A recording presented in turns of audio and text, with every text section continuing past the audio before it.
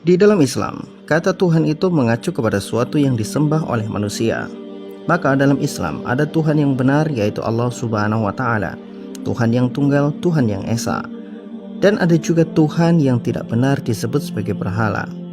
Sebenarnya kalau kita mau bicara secara umum, maka Tuhan itu hanya akan ada dua jenis saja di dunia ini. Tuhan yang pertama adalah Dia yang menciptakan manusia. Tuhan yang kedua adalah yang diciptakan oleh manusia. Tuhan yang menciptakan manusia adalah Tuhan yang tunggal, tidak ada yang sama dengan Dia.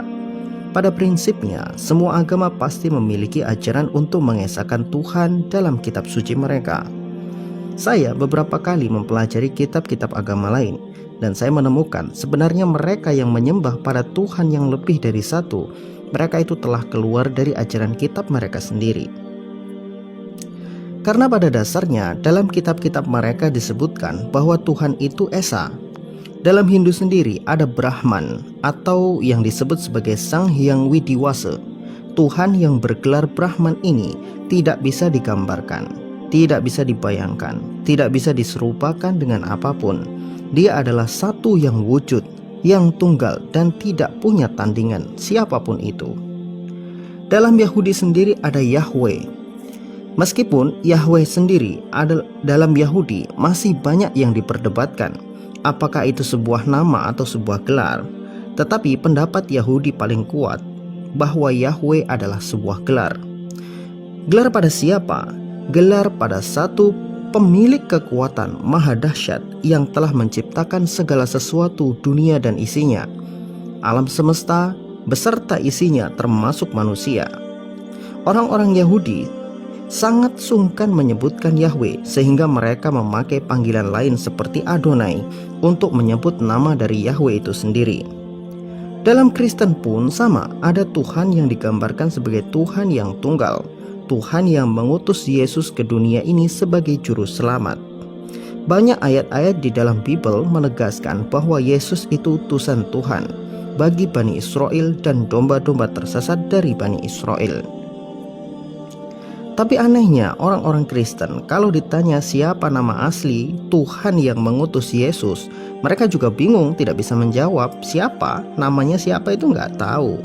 Dan kalau mereka ditanya arti Yesus itu apa, mereka ya kayak anak SD yang nggak mengerjakan PR, alasannya 1000 alasan, muter-muter nggak jelas. Ya, bisa dikatakan mereka itu pintar bertanya, tetapi ketika mereka diberikan pertanyaan balik, mereka tidak bisa menjawab. Jangankan menjawab, justru mereka malah menghina kita dengan hinaan yang sangat luar biasa. Jadi pada dasarnya hampir semua kitab suci menerangkan bahwa Tuhan itu adalah satu, esa dan tidak ada kembaran. Tuhan inilah yang disebut sebagai Tuhan pencipta manusia. Saya tidak mengatakan bahwa dalam kitab suci milik mereka itu ada kebenaran yang bisa kita akui sebagai ajaran yang benar. Bagi kita kaum muslimin, haram meyakini ada kebenaran dalam kitab suci orang lain, kitab selain Al-Quran. Kita mempelajari kitab mereka bukan untuk mencari kebenaran bagi kita, tapi untuk meluruskan mereka yang membawa kitab suci itu, bahwa mereka telah jauh keluar dari apa yang tertulis oleh kitab suci mereka sendiri. Karena pada prinsipnya kebenaran itu mutlak milik Islam, mutlak di dalam Al-Quran. Kitab lain itu untuk mereka dan ya untuk mereka yang mengikutinya. Jadi kami tegaskan kembali bahwa kitab selain Al-Quran itu adalah bagi mereka yang mengikutinya. Isi dari kitab selain Al-Quran tidak semuanya jelek, itu benar. Saya tegaskan sekali lagi, isi dari kitab selain Al-Quran tidak semuanya jelek, itu benar. Itu memang ada yang baik-baik juga. Tapi yang harus kita pahami, yang harus kita yakini, tidak semua yang baik itu adalah benar. Jadi ingat sekali lagi, tidak semua yang baik itu adalah benar. Jadi meskipun isi kitab selain Al-Quran itu ada kebaikan, kita tetap tidak bisa menganggapnya sebagai kebenaran. Karena kebenaran yang mutlak adalah apa yang tertulis di dalam Al-Quran dan sabda Rasulullah SAW. Lalu Tuhan yang kedua adalah Tuhan yang diciptakan oleh manusia. Tuhan ini lahir dari imajinasi, sebuah pemikiran manusia yang menggambarkan Tuhan sebagai sosok yang tidak sama dengan apa yang tertulis dalam kitab suci mereka sendiri. Tuhan yang dibuat berdasarkan hawa nafsu mereka, yang sebenarnya itu hanya menguntungkan bagi mereka yang menciptakannya. Tuhan-Tuhan yang digambarkan seperti manusia atau berperilaku seperti manusia, biasanya Tuhan-Tuhan buatan adalah dulunya pernah menjadi manusia atau memang benar-benar manusia. Ya, entah karena ia dulu adalah baik atau karena ia punya banyak mujizat, lalu manusia-manusia ini dituhankan setelah kematian mereka. Mereka adalah Tuhan yang dulunya manusia dan pernah hidup sebagai manusia, lalu ia mati kemudian dituhankan oleh manusia. Lalu manusia membuat keyakinan-keyakinan aneh untuk membenarkan ketuhanan atas nama manusia yang sudah mati tadi. Sungguh miris, ada Tuhan yang mati, Tuhan kelaparan, Tuhan tak berpakaian, sedangkan yang memujanya justru memakai jas dan dasi, seragam lengkap dan sepatu yang bagus, punya kendaraan dan mobil. Lah Tuhannya, Tuhan yang mereka sembah justru menyedihkan karena tidak mempunyai pakaian. Dalam Islam, orang-orang Islam dilarang meyakini sesuatu yang berhubungan dengan Allah tanpa dasar dari Al-Quran dan Al-Hadis.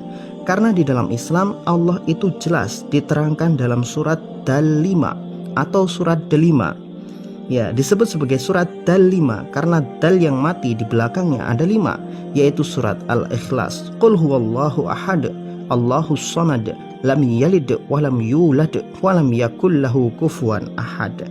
Ini adalah keterangan yang jelas dari Allah Subhanahu wa taala menjelaskan bahwa Allah Tuhan yang esa, Tuhan yang tempat bergantung segala sesuatu. Ia tidak pernah lahir dan tidak pernah melahirkan. Tidak ada yang setara dengan Allah Subhanahu wa taala siapapun itu. Maka orang Islam akan tetap dikatakan Islam selama mereka tetap dengan keyakinan ini. Dan barang siapa punya keyakinan yang menyimpang dari surat Dal-5 ini, maka Allah berlepas diri darinya. Bahkan kalau kita mau membaca tafsir surat Al-Ikhlas, maka kita akan menemui fadilah surat Al-Ikhlas ini. Nilainya adalah sepertiga dari Al-Quran itu sendiri. Sebab nilai-nilai dan ajaran ketauhidan kepada Allah Subhanahu wa taala, akidah yang lurus diterangkan di dalam surat yang pendek ini. Jadi prinsip Tuhan bukan makhluk dan makhluk bukanlah Tuhan, hanya orang Islam yang benar-benar menjalankannya. Semoga bermanfaat. Wallahu a'lam bishawab.